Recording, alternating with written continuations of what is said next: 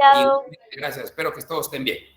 Bueno, vamos a continuar con el tema de las consecuencias jurídicas del delito. Sabemos que existe una pena, una medida de seguridad y la responsabilidad civil. Las penas, pues ya dijimos, las penas principales, penas accesorias. Entre las penas principales tenemos la pena de muerte, la pena de prisión, arresto y multa. Pues en el ámbito de la pena privativa de libertad, pues nos vamos a concentrar porque la pena de muerte ya no hay casi ni discusión. Ya la Corte Interamericana de Derechos Humanos ya zanjó posibilidad alguna de que se pueda aplicar la pena de muerte. La Corte Interamericana de Derechos Humanos, con base en los casos de Fermín Ramírez y Rascacó, definió que Guatemala ya no puede imponer penas de muerte. Y esto tomó eco la misma Corte de Constitucionalidad guatemalteca hace como 3, 4 años. En una resolución volvió otra vez a establecer lo que dijo la Corte Interamericana de Derechos Humanos como fundamento esencial, y con base en eso pues ya no hay más penas de muerte. La última fue en el año 2001, creo yo, donde se aplicó la Tomás Serrat Hernández en una inyección letal.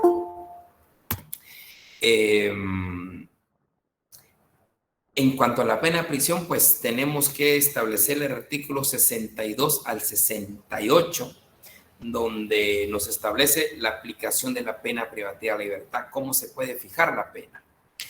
Y el artículo 62, pues nos habla del autor del delito consumado, de la pena que se le va a imponer al autor del delito consumado, pues esa es la pena establecida en los tipos penales. Pero hay una variante en el autor de tentativa, aquel sujeto que tenía la plena intención de cometer un delito, pero no lo consumó, ajeno a su voluntad. Allí dice el artículo 63 que se le va a reducir una tercera parte de la pena. Al igual que el cómplice del delito, el que es cómplice, el que ayudó al delito, se le va a reducir una tercera parte. Y una posibilidad en el 64 donde habla del cómplice de tentativa, aquel que ayudó al que tenía la intención de cometer delito pero no lo pudo terminar. A él se le va a reducir 2/3 partes de la pena. Y el artículo 65 pues nos establece al juez cómo fija la pena. Aunque nuestro código no ayuda en nada al juzgador. De veras, el juzgador está en una situación bien complicada porque ¿qué hacer? Por ejemplo, el primer tipo penal, que es el homicidio, está hablando de 15 a 40 años. Imagínense el margen que tiene el juez. Son 25 años. ¿Qué hace uno? ¿Aplicar 15, aplicar 40, o aplicar 31, o aplicar 28? ¿Qué aplicamos? Porque el artículo 65 no le ayuda al juez. Y la idea es que el juez sea ayudado. El juez se le pueda colaborar para no tener esos grandes márgenes. Aquí el 65 habla que el juez o tribunal determinará en la sentencia la pena que corresponda dentro del máximo y mínimo señalado en la ley. De ahí no puede pasar ni aplicar menos del mínimo ni aplicar más del máximo. Y dice, tendrá en cuenta la mayor peligrosidad del culpable. Es un tema bien complicado que la Corte Interamericana de Derechos Humanos por eso sancionó el Estado de Guatemala, porque la peligrosidad no se puede medir. ¿Quién puede garantizar o asegurar que aquel dentro de unos cuantos años puede cometer un delito? Es complicado. Teniendo también los antecedentes personales de este y la víctima. No está hablando de antecedentes penales ni policíacos. ¿Qué es lo que hacen los jueces de sentencia? Agarran solo antecedentes penales y policíacos, pero no miden la etiología del delincuente ni la víctima, que esto es lo que requiere el artículo 65, pero no se da. Solo requieren antecedentes penales y policíacos, que es peligroso porque los penales no se deben tomar en cuenta porque el sujeto ya cumplió con la pena. Y policíacos tampoco, porque no hay sentencia que le haya destruido su presunción. Pero es lo único que tienen los jueces, antecedentes penales y policíacos. El móvil del delito. ¿Cuál fue el motivo que tuvo para cometer el delito? La extensión e intensidad del daño causado. Esto pues sí hay forma de ver qué daño hizo. Es una forma para determinar la pena máxima, mínima, la media o lo que ellos determinen. Y por último, las circunstancias atenuantes y agravantes. En todos los hechos que usted conozca como juez, todos los hechos, siempre van a haber circunstancias que reducen la pena o circunstancias que agravan la pena. Por eso se hablan circunstancias modificativas de la responsabilidad penal. Esas circunstancias las encontramos en el artículo 26 de nuestro Código Penal, el 26 y 27. Si miramos el 26, dice circunstancias que modifican la responsabilidad penal, y la primera, circunstancias atenuantes que bajan la pena. Ojo, que no pase, que no sea menos del límite mínimo, ¿verdad?, que fija el tipo penal. Entonces, aquí se puede dar, el hecho se puede, a través de un estado emotivo, una preterintencionalidad, existe una confesión espontánea, existió una dificultad de prever. Ahí, con base en los hechos, el juez puede ponerle circunstancias atenuantes que le van a reducir la pena. O, según el 27, puede ser que el juez establezca que en los hechos hubo circunstancias agravantes, hubo premeditación, hubo alevosía, hubo superioridad, hubo ensañamiento, hubo menosprecio al ofendido o menosprecio del lugar. Esas son circunstancias que le van a agravar la pena al sujeto, y esas se tienen que ver en el momento que usted como juez fije la pena de conformidad con el artículo 65 del Código Penal. Eso en cuanto a la fijación de la pena. Ya fijada la pena, usted como juez tiene posibilidad de establecer alternativas a la pena privativa de libertad. Alternativas. Usted como juez, cuando impone una pena de 5 años para abajo, usted como juez tiene la facultad de modificar la pena privativa de libertad por una multa. La naturaleza de las alternativas a la pena privativa de libertad es evitar que la persona, por penas cortas, ingresen a prisión. Ese es el fundamento. La idea es que las personas con penas cortas no ingresen a prisión, porque si ingresan a prisión, les puede hacer más daño a ellos y a la sociedad que estar dentro de la sociedad. Porque por penas cortas es más fácil su contaminación dentro de la prisión que su sanación. Entonces, la idea de las penas cortas es que no se ejecuten las penas cortas, y por eso se dan las alternativas a la pena privativa de libertad.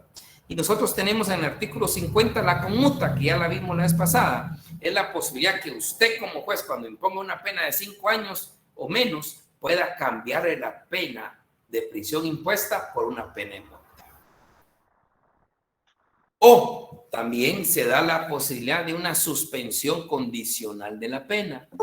La suspensión condicional de la pena es cuando usted como juez impone una pena de 3 años para abajo y usted tiene la facultad de suspenderle esa pena.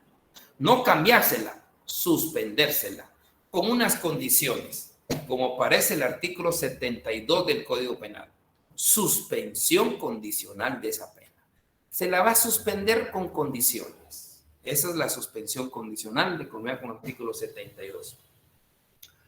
O existe también la posibilidad que usted como juez, cuando impone una pena de 1 año de prisión, solo 1 año, usted le perdona esa pena de privativa de libertad.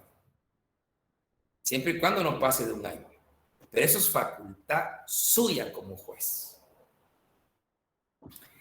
Entonces, esas son las alternativas a la pena privativa de libertad, como les dije, establecidas como conmuta en el artículo 50, suspensión condicional en el artículo 72 y perdón judicial en el artículo... ¿Qué artículos? La perdón judicial.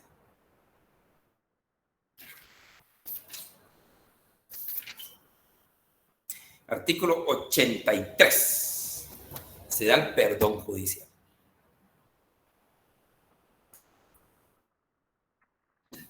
Pero aparte de estas tres, también se da la libertad condicional que se da en el artículo 80. ¿Qué es la libertad condicional? La libertad condicional es cuando una persona haya cumplido la mitad de su pena de prisión, se le puede dar su libertad condicional. Cuando haya cumplido la mitad de su pena, siempre y cuando la pena no pase de 12 años. Si alguien es condenado a 10 años, puede salir a los 5 años. Esa es la libertad condicional. Ahora, ¿qué pasa cuando la pena pasa de 12 años? Pasa de 12 años. Ahí no hay libertad condicional al 50%, sino que se le reduce una tercera parte. Se le reduce una tercera parte con la libertad condicional. Y esto se puede complementar con el artículo 44 de su Código Penal, que habla de la buena conducta. Y con buena conducta y libertad condicional, la persona puede salir de prisión antes de tiempo. Aparte, la redención de penas, que aparece una ley de redención de penas con el objeto de redimirle la pena de prisión a las personas hasta un 50%. Fue una discusión dura porque hubo una reforma a la ley de redención de penas donde se le quitó ese derecho a las personas por delitos gravísimos. Entonces, la redención de penas procede hasta un 50% de redimición de la misma. Eso lo da la ley de redención de penas y la CC lo vino a legalizar o dar la igualdad para todas las personas con independencia del delito.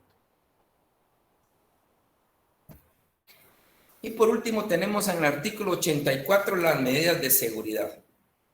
Recordándoles que las medidas de seguridad son para las personas que hayan cometido un hecho ilícito pero que no son capaces de ser responsables.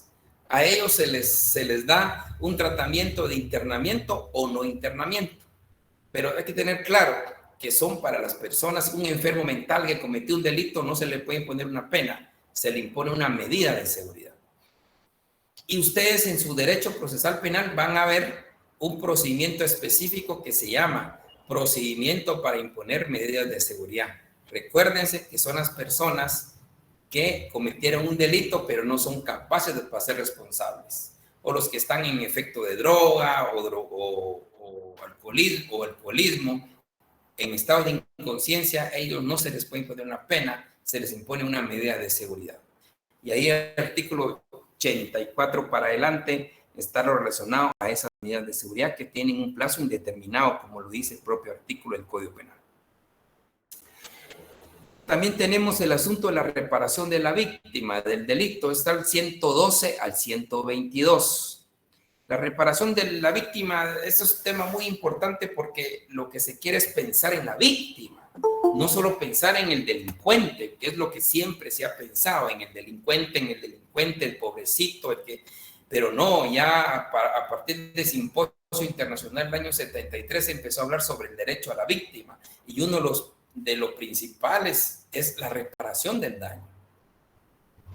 Porque la víctima no queda satisfecha con el hecho que metan preso al ladrón. ¿Qué quiere la víctima? Que le recuperen su celular, que le den su carro, que le den su televisor.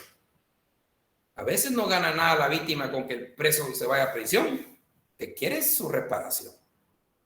Y en la reparación se habla de 3 clases de reparación, que es los daños son daño emergente, que es el daño que surge del delito, el lucro cesante lo dejaba de percibir, y el daño moral es el prestigio que le causaron, su daño a su prestigio. El ejemplo que siempre ponemos es lo de un taxista.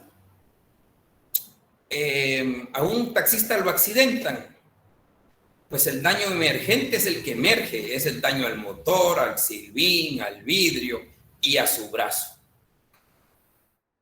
En cambio, el lucro cesante es lo que va a dejar de percibir el taxista como consecuencia del accidente.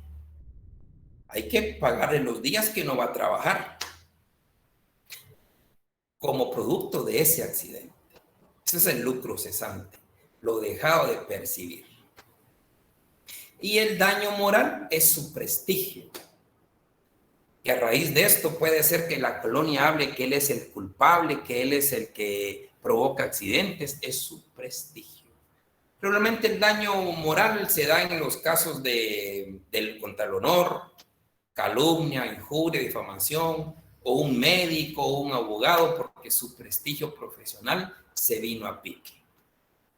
Entonces ahí se da el daño moral que también hay que pagarlo. Hay que pagar el daño emergente, el daño que surgió del delito, el lucro cesante, lo que deja de percibir la víctima a consecuencia del delito. Esto es muy, muy importante. Entonces, y el Código Penal nos da la forma de reparar el daño, que puede ser el pago, que puede ser la reparación de la cosa o la devolución de la cosa. Son formas de reparación del daño. No sé si querían alguien hablar, perdone.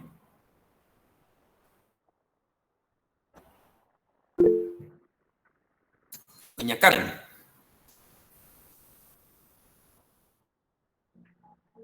Buenas noches, licenciado. ¿Sí? Licenciado, yo tenía una duda. ¿Con la libertad condicional la persona podría volver a la cárcel? Es que Total. aquí donde yo vivo... Si no cumple las condiciones impuestas, regrese.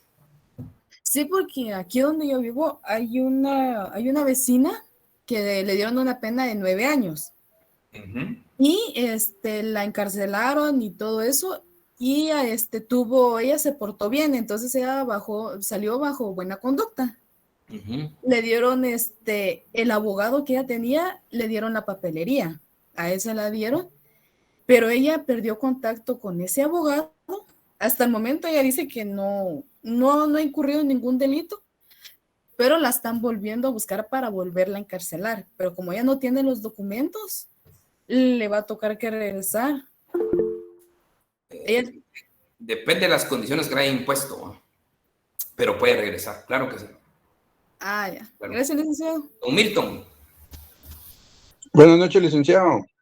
Disculpe, en esta reducción de penas que usted dice de si a la persona a la que van a encarcelar le dan 5 años, ¿el abogado defensor es el que puede pedir la reducción de pena o es el juez o es criterio del juez? Disculpe. No, el abogado la pide y el juez tiene el criterio de darlo o no, ¿va? Por eso dije usted como juez. Ok, gracias, Lee. Muy bien. Por último, tenemos un tema que habla sobre la extinción de la responsabilidad penal. Es del 101 al 111 de su Código Penal. Las formas de extinguir el delito. Son cosas lógicas. O sea, que aquí su misma ley le da las salidas lógicas. Dice cómo se extingue la responsabilidad penal. Muerte del procesado, cumplimiento de su pena, por amnistía que viniendo del Congreso, por el perdón del ofendido en el caso de los delitos contra el honor. Y uno importante, que es el que me quiero entretener, la prescripción del delito. La prescripción del delito quiere decir que durante un determinado plazo de tiempo el Estado tiene la obligación de perseguir el delito, de accionar. Pero pasado ese plazo, ya el Estado ya no tiene derecho de accionar. Pierde el derecho de perseguir penalmente un delito. Eso se le llama prescripción del delito. Pierde el derecho de perseguir penalmente el delito. Y el 107 nos señala los plazos. El 107 dice, se prescribe el delito a los 25 años cuando se trate de delitos que contienen la pena de muerte, o 20 años por los demás delitos. Después tenemos 5 años en los delitos con multa y 6 meses cuando se trata de faltas. O sea, la prescripción del delito, y aunque ustedes no lo crean, eso se da mucho.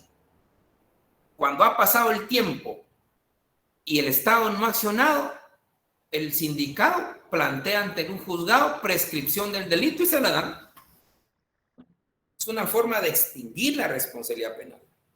Hay excepciones como el genocidio o la tortura, que por convenciones internacionales son imprescriptibles. Don Alan. Buenas noches, licenciado. En ese caso de la prescripción tiene que pasar 20 años sin que sea perseguido por el Estado. Así es. Ahora tengo otra consulta. En el caso en el anterior, en el tercero, que es por el perdón, por ejemplo, si yo mato a alguien y le pido disculpa al familiar o algo así, y ellos aceptan mi disculpa, ¿cómo quedaría en ese caso? ¿Cómo así? Perdone, ¿perdón de qué? Mire, pues en el tercero dice por perdón del ofendido en los casos.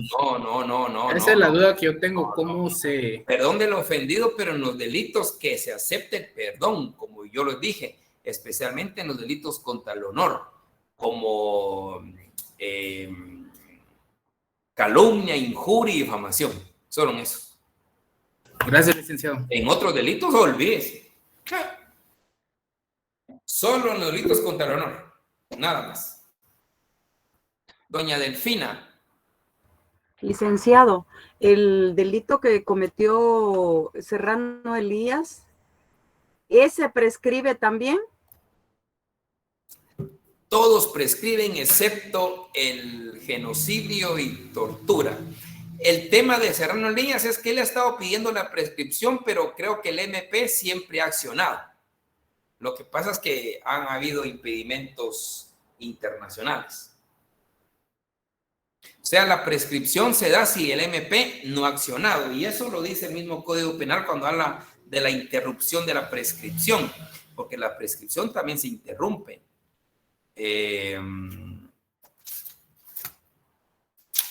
Está el 111, dice, la prescripción de la pena se interrumpe quedando sin efecto el tiempo transcurrido por la comisión. No.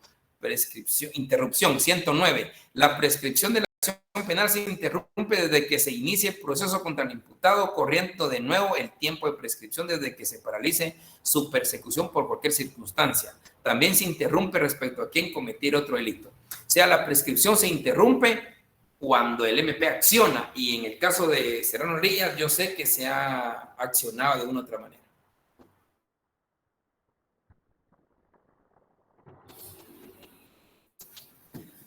Muy bien. Y por último, jovenazos, tenemos la ley del régimen penitenciario.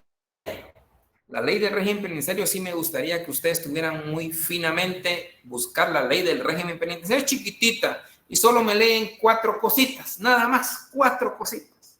La primera, el objeto de la ley del régimen penitenciario, que esto no es para descubrir el agua azucarada, es para velar por el cumplimiento de las penas privativas de libertad.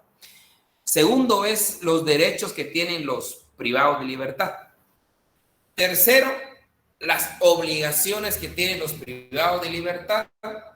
Y cuarto, que me lean lo que es el sistema progresivo que aparece en la ley. El sistema progresivo es una forma que tiene la ley nuestra para ver desde el ingreso hasta cómo progresivamente sale la persona en libertad. Eso es sistema progresivo, que hay 4 etapas que lo dice la ley. Eso suplico que me lo lean. Y hasta ahí vendría el examen final. Lo que hemos visto hoy de los artículos mencionados, más el tema del iter crímenes que vimos la vez pasada, es lo que viene en el final, compañeros. Lo que vimos al inicio de la parte final, más este articulado que especialmente es del artículo 41 al 122, y los artículos 26 y 27 y todo lo que hemos visto en cuanto a los intercrímenes, concurso de delitos, autoría y participación. Doña Enoe, perdone.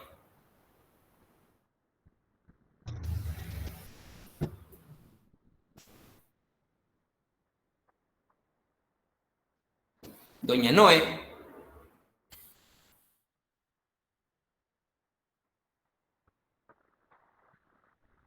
Doña Enoe, ¿nos escucha?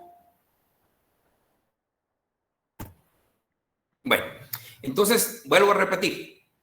Lo que entra en el examen final es lo que vimos ahorita del articulado 41 al 122, 26, 27, 38, 36, 37, lo que vimos de autoría y participación, el iter crímenes. Y hasta ahí entra el examen, hasta lo que vimos hoy. Y el día jueves lo que vamos a ver es aquel libro famoso de la I no me jodió, que me gustaría que los que no lo han leído que lo lean, y si no, pues no hay problema. Aquí vamos a trabajar sobre el tema, porque la idea fundamental de este libro es hacer ese recorrido a la larga de la teoría jurídica de delito que hemos visto hasta la autoría y participación. Si tienen comentarios, compañeros, o alguna cosa por ahí.